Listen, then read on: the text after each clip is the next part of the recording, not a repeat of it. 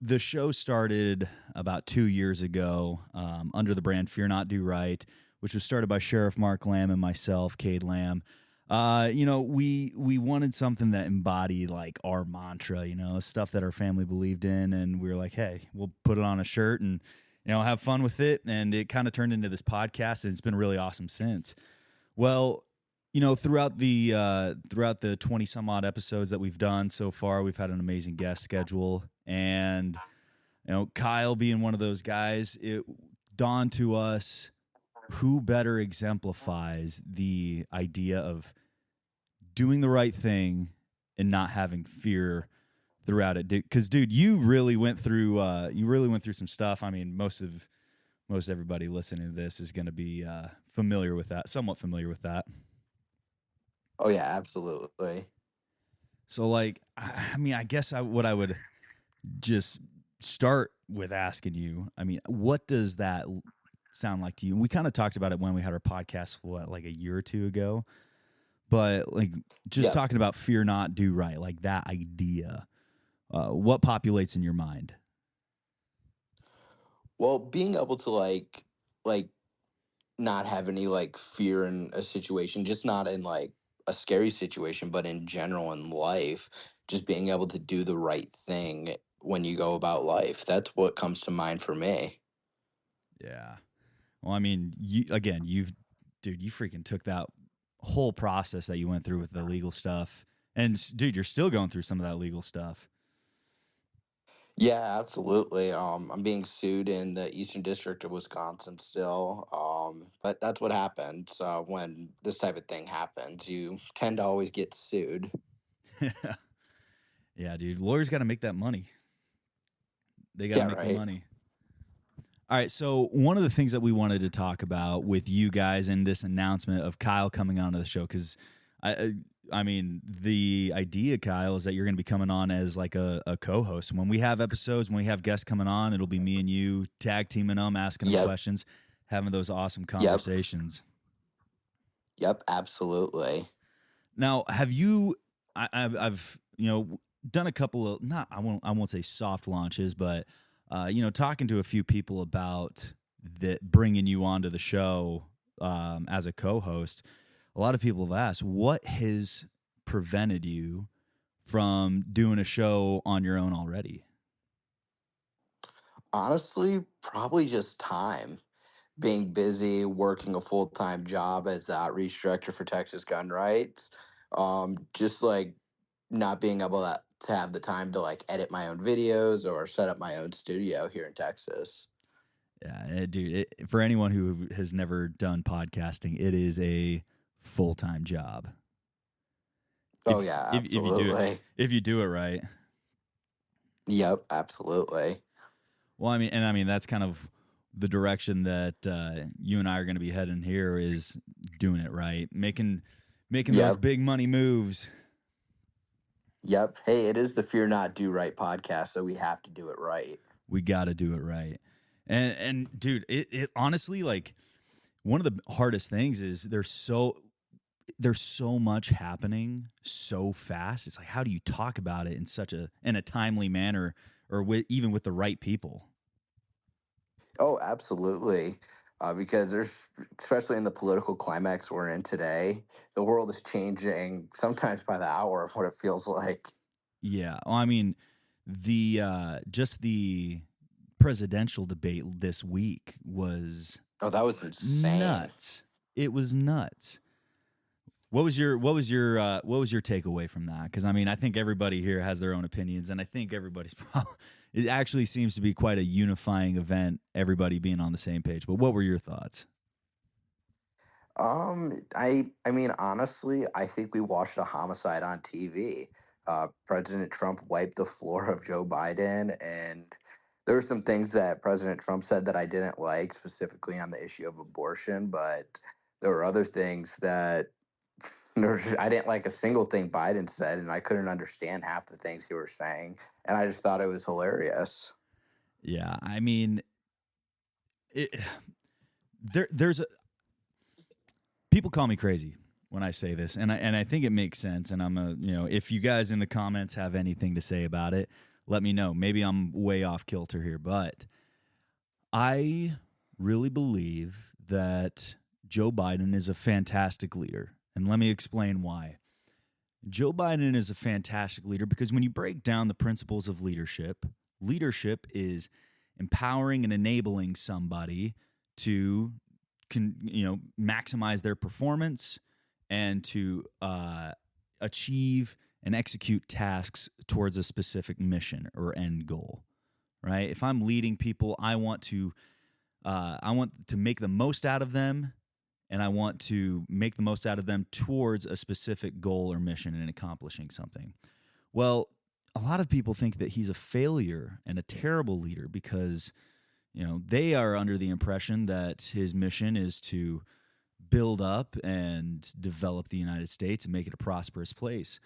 But I think when you look at it through the scope that he and his administration are actually more inclined and more in tune with the process of destroying the United States, well, that changes everything. In that case, he is an exceptional leader because he has enabled and led everybody under him to do the worst things possible for the overall well-being of the United States, but it is accomplishing that mission set. So, But if you look at the past week, it kind of looks like he kind of went off the deep end. It is now becoming a failed quote leader because he's losing a lot of support. He has Democrats coming after him saying he needs to withdraw from the race. I don't know. I think it looks like he's failing, and everything he's been trying to do in the past 4 years is finally being exposed, and people are starting to wake up. That's my opinion on it. they've all been useful idiots and like, oh no, wait, just kidding. I don't want my entire worldview to crumble down around me. Yep, exactly. So let me ask you this: who do you think? One, do you think they're going to replace him? Two, who do they replace him with? If I had to take a wild guess, it was either going to be Kamala Harris or Gavin Newsom. Kamala? Do you think they'd actually let Kamala take a crack at it? Oh, I could see it. I mean, that's I don't know. I a could just bold so move. see her. They hate her guts, though. They Yeah, they but hate her guts. Honestly, it was a pretty genius move by their. It was a pretty genius move by their campaign team to put her in there because it insulates him so well. that is true. That is very true because people are like looking like who's worse, Biden or Kamala. So I've been saying it for a few months, just speculatively, but I think it's actually starting to get some gas. Uh, Big Mike stepping up to the plate, man. Oh, I could see that one. I've heard things on the internet about Big Mike becoming president. Well, Big Mike would never be the president. I think even at the best polls, they still come in like 5 or 6 points behind, even in the popular vote. But I Oh think, yeah. but it comes down between. I think Newsom, dude, he just doesn't have the gas right now to win over some of those areas like Atlanta or Detroit or anywhere like that. They're not tracking who Gavin Newsom is. Like you and I do because we're kind of plugged in, but I mean overall it's just not it's not his scene yet. Oh yeah, absolutely. Yeah. What do you let's see. So one of the things that we did prior to obviously we announced it and everything, but we took a couple of questions on Instagram on the story, and we're pushing it out to you, Kyle, to get to know you a little bit better as our co-host. Sounds good to me. Yeah, so we're only going to go through a few of these, but let's see. JTTTWWWR wants to know, what are your favorite hobbies? Well, I'm big into fishing and hunting and shooting guns, and I like hiking, and those are some of the things I do. And then working with my dog Milo. That's it. Dude, anybody who doesn't know Milo is Milo is the freaking most well behaved dogs. He is the most well behaved dog I've ever met. Yeah, and you've got a lot of dogs with your dad being the sheriff and having some canines out there. Well, you know what's funny is so like we never actually had like a pet dog until one time we picked up a stray for a little bit, and then we actually had a couple of dogs that could sniff bed bugs, and this was for a pest control business. And I then remember you telling me about that. yeah, dude, and training them was pretty crazy. Like you'd put bed bugs in this little capsule, and you'd train them up, man. It was crazy. They were labs. But now I think my parents still have my brother's dog. So when my brother passed away in 2022, they took over his dog Lotus, which is she's a Commodore with a big mop dog, and she actually really liked you Yeah, when you came by, Kyle. yeah. I wasn't expecting that honestly because I've never seen a mop dog, and she was cute. Do you think she'll get along with Milo? I don't know. I think she's going to be trying to herd Milo. All right. So, oh, this is like a meme of you page. Do you think Kyle will visit Kenosha one day? I think you've already been back there, I haven't mean, you? yeah, like 3 or 4 times already. Yeah. I'm still being sued, so I still have to sort of go out there sometimes. Oh yeah, I guess it's like I mean county thing, right? No, it's a federal thing, Oh, it's a but federal. still meetings with Yeah. attorneys. All right. Looking back at everything that happened, if you could go back, would you change anything? If I would have known the circumstances of what would have happened to me, I wouldn't have gone there. It doesn't take away anything that happens, but with hindsight being 2020, if I would have known I was going to be violently and viciously attacked, I wouldn't have gone. Mm. Yeah, I mean, it's one of those. Have you ever heard the song "Don't Take Your Guns to Town" by Johnny Cash? I have not. I know who Johnny Cash is. I've probably heard the song, but it doesn't come to mind right away. Yeah, but I mean, basically, it's I don't know. You may not. I can't imagine that you'd have anything of this song would resonate with you, but you should go listen to it. Basically, this kid takes his gun to town, and then gets in a gunfight and dies. Oh, I mean, you don't know anything about that because you don't I'm still alive. you don't lose gunfights. No comment. For legal reasons, that is a joke. Preston Young wants to know if you have any stocks. Are you willing and dealing? I don't have any stocks. I have not dabbled into the crypto market or the stock market yet. I don't understand it, or I don't know anything about it. Dude, it honestly scares the crap out of me. Oh yeah, yeah, Basically, because I hear everybody like losing their mind on the internet because they just lost lots of money. well, to me it just is like Vegas with extra steps. I mean, it is a form of gambling. I mean, Not really, but like maybe a little. look, I've never put anything into the stock market. I think I downloaded Robinhood one time, but yeah, dude, I'm not savvy enough for that. Yeah, I don't know enough about it. I know a lot of people who are really good at it, but I just don't know anything about it. It's one of those things where I'm more inclined to just like, hey man, if you're good at this, let me know. I'll send you some money, and when we get some returns, buy me a watch and send it back my way. That's Yep, absolutely. yeah.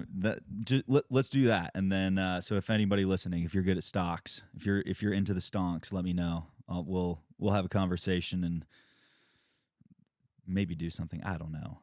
Dude, it scares the Maybe. crap out of me. It's just so bizarre. Like I tried watching Wolf of Wall Street and like taking notes. I mean, that's obviously a bad example, but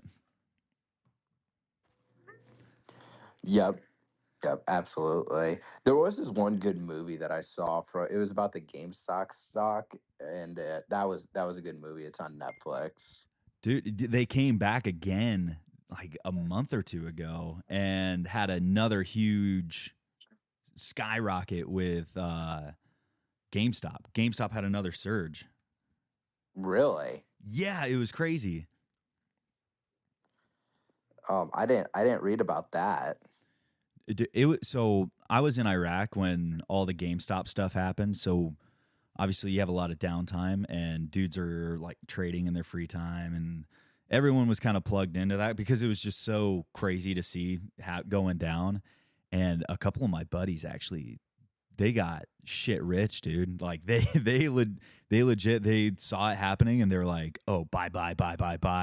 And they walked away with like 30, 40. One of my buddies walked away with 6 figures. That's awesome. He couldn't really That's do a whole lot incredible. with it though, because he had to like keep it in his portfolio. Like he couldn't liquidate any of it because the army has this Mm, weird thing where you can't make like X amount of money over what they pay you, because oh, they get weird about it. yeah. They don't like people making money apparently. Well, I mean, it's one of the only things that they can leverage over you, where, if you're making more money than any of your senior leadership, any of the officers above you, you can just tell them to go pound sand if they want you to do something. It's like, what are you going to do? Fire me? Take away my money? Like, go screw, get out of here. That's true because they want to hold that carrot over your head. Now, the question I think everybody really wants to know, I don't even know if they realize they want to know it, but they want to know. Someone asked if you are a peach guy or a cherry guy. Now, I don't know what those emojis mean in euphemism context, but I have no idea. if any of you Zoomers out there could give us some context to what a peach means, because I am going to play dumb here and pretend I don't know what that is. This is a professional podcast. We do keep it professional. So if you guys have never listened to the podcast before, or if you guys are unfamiliar with it, or if you're just tuning in, if this is the first time you've heard about it, so what the podcast is about is providing practical kinetic solutions to complex social and political issues in order to enable a more autonomous and independent American people, right? Again, fear not, do right, right? What are the right things that you can do so you don't have to worry about it? The example I always like to give is the case of like Bill Gates or China buying up farmland, right? A lot of people are freaked out about that. What the heck could anybody do about Bill Gates or China buying up farmland? It's a little, I mean, one individual person isn't going to be able to do a whole lot about that. So this, one of the solutions, and we still have yet to have that conversation on the show, but the idea is, let's bring on a subject matter expert in farming, someone with a green thumb who can talk us through developing a garden, doing some homesteading techniques to where, hey, listen, China owns all this farmland. That's okay, dog. I have this little tilapia farm in my backyard that also grows, helps fertilize my garden as well. Yeah. Yep. Yeah. Those are the type of things that are going to be good to push out, like just like sort of like in a prepper way, like things that like people should know about and be preparing for because of the state of the world we're living in. Like stonks. Yeah. Right. Dude, honestly, and again, if any of you guys know people who are subject matter experts, who are like super squared away with some of these issues, like stocks, like finance, like real estate, things like that. I mean, those are the conversations that we want to have, to where we can extrapolate that insight and share it with people, because that's the kind of stuff where it's like, hey, for instance, one of the conversations that we'll probably end up having is directed towards disabled veterans and veteran benefits, because there's a whole labyrinth of things in benefits for that. Obviously, we could talk till we're blue in the face about guns and stuff and Second Amendment and all that. And we got a pretty good network for that. Oh yeah, absolutely. I think that's probably our best network. Well, one of the other things, I don't know if, and a lot of these things are still in the works, where, again, we're announcing that we're kicking it off here. But one of the other things that we are looking forward to doing is diversifying the portfolio and brand of Fair Not to Right a little bit. Along with the podcast, if you guys want to support the show, if you guys are liking what you're hearing here now, or if you guys go to Spotify, Apple Podcasts, YouTube, anything like that, and you like what you hear and want to support the show, fearnotdoright.com, you can go and listen, but you can also support us through picking up some merch, and we're going to be developing some cool projects with that. We're working on a brand partnership with to be an authorized dealer with a cool watch company that I'm very passionate about. And Kyle, super badass watches. Oh my gosh, dude! I'm not going to say who they are now because I don't want to spoil anything. But yeah, super excited to be getting that going, and having some of those conversations. But we've also been talking about putting together some YouTube content through the brand. What do you think about that? Yeah, I think the YouTube content stuff we talked about is going to be exciting. Hopefully being able to go out to the range and bring some like rifle experts out there and do some courses, nice shooting classes. I think that'll make for some fun content. Well, again, there's a lot more to just static. Oh yeah, static ranges that most people are spending their time on. But that's one of those avenues that both of us are very passionate about, and that we gotta, we have training saves lives. Yeah. Well, it's like I always say, the first rule of gun safety is don't let the government take your guns.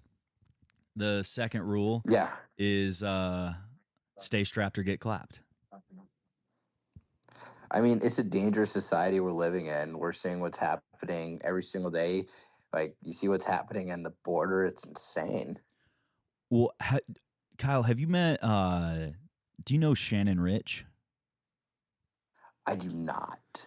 Okay, so Shannon Rich, he was formerly on the show, and I don't think he'll mind if I say this story because it's already circulating in the news. But so he's an MMA fighter. He does bare knuckle boxing, and just a few weeks ago, dude, Saturday night UFC fights, and he was at a bar in Phoenix. And so he, after the fights, everything, he goes out to his car, and there's a group of people standing by his car. And he's like, hey, ask them very politely. And if you know Shannon, he is extremely cordial. He's like, hey, do you guys mind moving? I'm trying to back up my car. And one of these guys gives him a lot of flack. He's like, dude, what the heck, man? I'm trying to leave.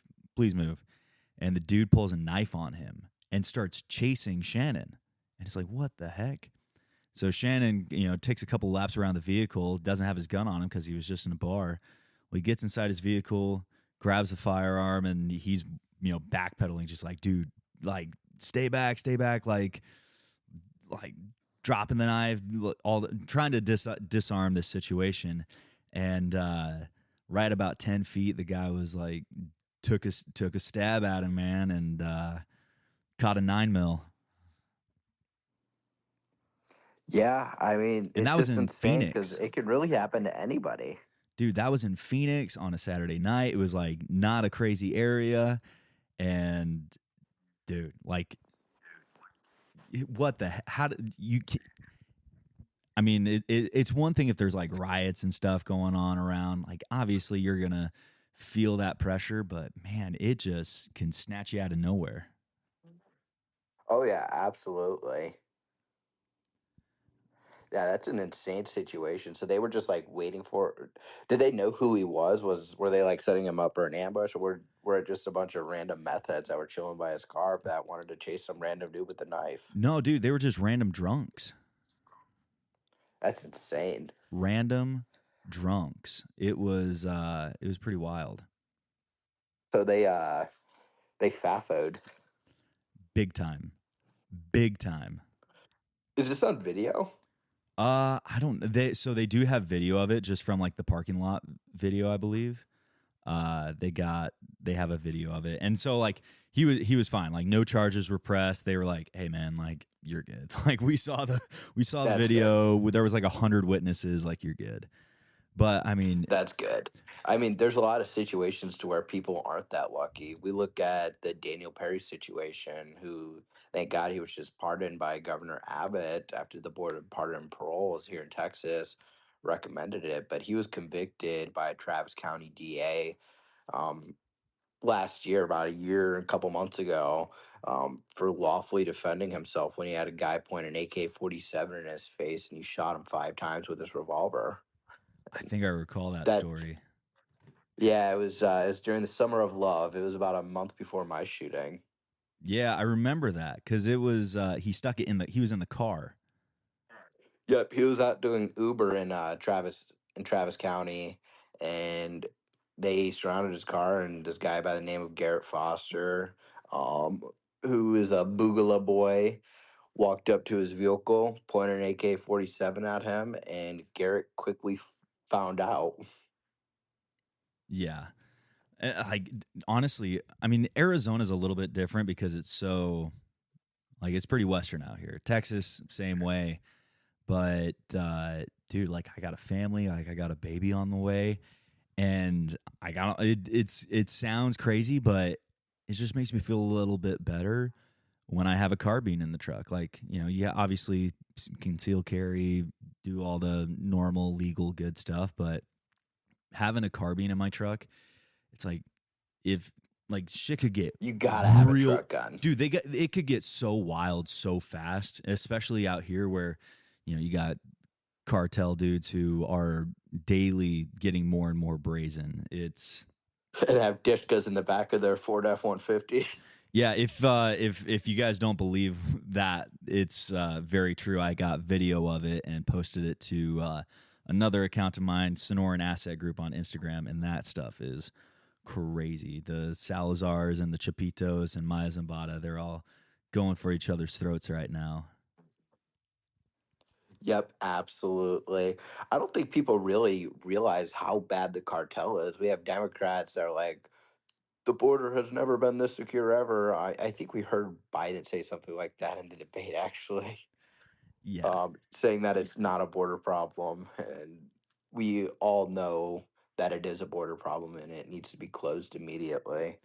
Well, you know, it's interesting because a lot of people are like, you know, some candidates, especially some out here in Arizona, they're like, and I won't name names because we don't some you know sometimes some people we just don't talk about, but they have these like comprehensive plans and solutions with like we're just gonna shut down the border altogether. I'm like, you you don't have any idea of how bad an idea that is.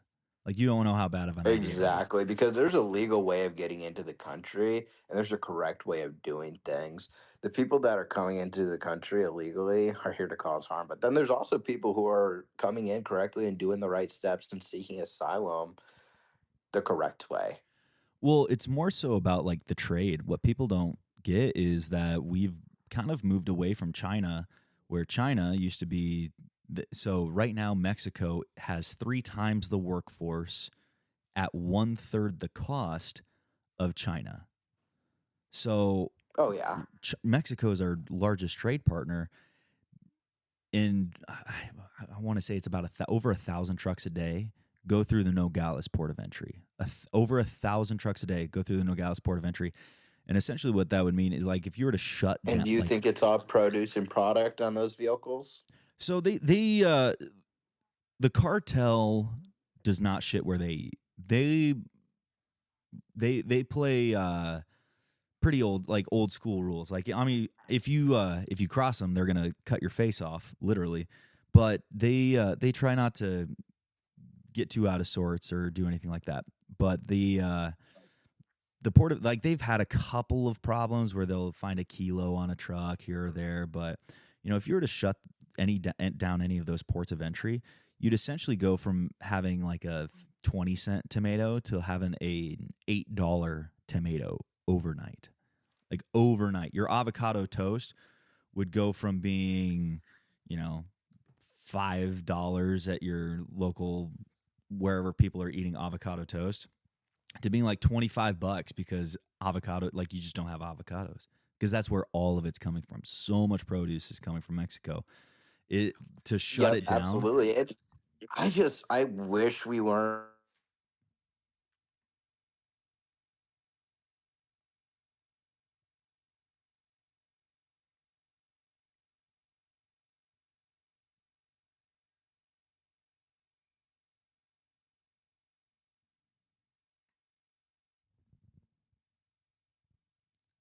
Kyle, where did you go?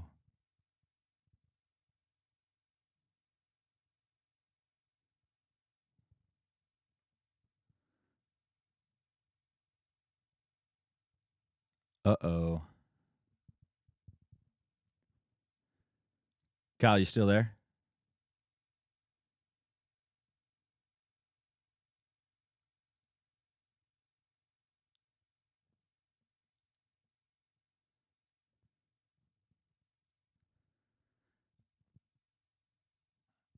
All right, looks like his connection dropped. But let's see. So one of you guys just asked if the cartel's depiction of is similar to like Breaking Bad and stuff, and it is, but it isn't. It's Sorry about that. oh My hey yeah, connection dropped. no worries, man. But yeah, you'll I mean you'll probably be seeing a little bit more of that as you spend some more time in Arizona. Absolutely. Absolutely. Yeah. Um, I think it's insane. I think we were talking about the border stuff before I dropped out, but just I wish America could be completely independent of any other country. I mean that kind of solves a lot of the A great problems. deal of our issues. Yeah, well, I mean, even just like the energy independence side of it. Like, I mean, I mean, here in Texas, China builds our roads. We're literally paying our tolls to China. So do they really? Is that a thing? I believe so. I've heard that from several different people. The one that always chaps me, like out here in Arizona, we got like obviously there's a lot of agriculture out here, but dude, there's freaking uh, a majority of the water rights, especially out in the West Valley, is going out to Saudi Arabia. There's Saudi Arabia, Really? dude. So there are entire crops, like entire farms out in the West, where they're growing a specific uh, a specific strain of alfalfa, and it is extremely water consuming, and they just use as much water unregulated, unrestricted as possible, and it's actually drying out other farmers juxtaposed to them, and it's a huge problem. And I don't think, to my knowledge, like nothing's been done about it. And it's like, what on earth is going on? Like, we just have Saudi Arabians growing alfalfa in Arizona with unlimited water when there are farmers like, and their farms are going upside, like they're upside down on their farm, like they're going up. Like that's crazy to me. That is insane. I mean, Yeah, that it kind of feels like a BlackRock move, but I mean, I like either like a BlackRock or so. Check it out, because if their farms go, like if their farms go down, right, where they lose their farms, they lose, like they're unable to farm their land, they don't have any water or anything like that. Well, what value does their land have? How do they pay off all their loans, all their equipment, everything like that? They have to sell those farms, and they're going to have to sell them because they're not producing anything on them. They have to sell them for pennies on the dollar. And then when you have groups like, Bill and Melinda Gates or BlackRock, Vanguard, whoever, swooping in and stealing all the land. Yep, absolutely. I mean, it's putting everyday American farmers, blue collar workers, it's making them struggle. Yeah, and other places of the world, they have solutions. Like the people would have a solution for that kind of thing, but I don't know if the U.S. I is mean, ready for that yet. you see with our leadership, it's not Americans first anymore. No, absolutely not. Um, I mean, how this administration treats their constituents is ridiculous. Well, they treat people like they're retarded. Yeah, yeah, and some people actually buy it. So Well, I mean, sometimes I don't there blame. goes that goes to show his support base. Yeah. Sometimes I don't blame them. Like sometimes, like man, Kyle, you've been to some of these political rallies and like these political events. There are a lot of people, especially like on the political side, who are crazy, like crazy Oh people. yeah, And when you 100%. and when you see someone from like Podunk, middle America, and they're being all crazy about politics, yeah, it's like I can see why Washington D.C. people would be like all hippity hoppity, ooh, like turning their nose up at that kind of demographic. But Yeah, absolutely, absolutely. Do you have any more questions from the Instagram kid? dude, I don't have any more questions from the Instagram, and I don't think we have any other questions from the comments that haven't already been answered, unless you're planning on joining the military anytime soon. Nope, nope. I don't plan on it. Okay. Do you think? How bad do you think we're gonna get ghost banned on this, shadow banned on this? Well, hopefully Elon doesn't shadow ban us too bad, but hopefully we can pull this and put it on YouTube and Spotify podcasts and Apple podcasts, that type of stuff. Yeah. So for all you guys listening, if you guys want more of this show, it's gonna be about another 2 weeks before we have our first official episode. Be dropping with me, Kyle, and we have a very awesome and special guest that's going to be joining us. He's going to be talking about some law enforcement stuff, which is in Kyle. You know who I'm talking about. It's that's going to be a great show. But People are gonna love it. yeah, if you guys want to listen to more, we got 26 episodes, I believe, up on Spotify, Apple Podcasts, YouTube, and it's also on the website. You can find all the links to go listen. But again, if you want to support the show, if you want, obviously listen, share it with your friends. We're gonna be, if you didn't get to hear all of this space, it's being recorded and it will be going up on all those same platforms and being listed as a podcast. So if you missed this, there's gonna be a lot more to come. And yeah, again, if you really want to support the show, go to fearnotdoright.com. We got merch, we got swag. We dropped a new T-shirt today, which is pretty cool, and that's gonna, we got a lot of cool things in the project, a lot of cool stuff in the pipe coming down. So be on the lookout for that. Be on the lookout for Mr. Kyle Rittenhouse. Any last words before we hop off here? Yeah, go ahead and give the Fear Not Do Right Twitter and Instagram a follow. We're going to be posting updates when we have content, be posting, retweeting some things and talking about other things on social media. So go ahead and give those accounts a follow so you guys don't miss out. Awesome. Thanks, man. And and for last thing, my name is Cade Lamb. You can follow me at Cade_Lamb on X, also Cade.R.Lamb on Instagram. And I really appreciate everybody who's joined us on this space tonight. It's thank you, Kyle, for making this happen with me. We're gonna have a lot of really cool stuff coming up.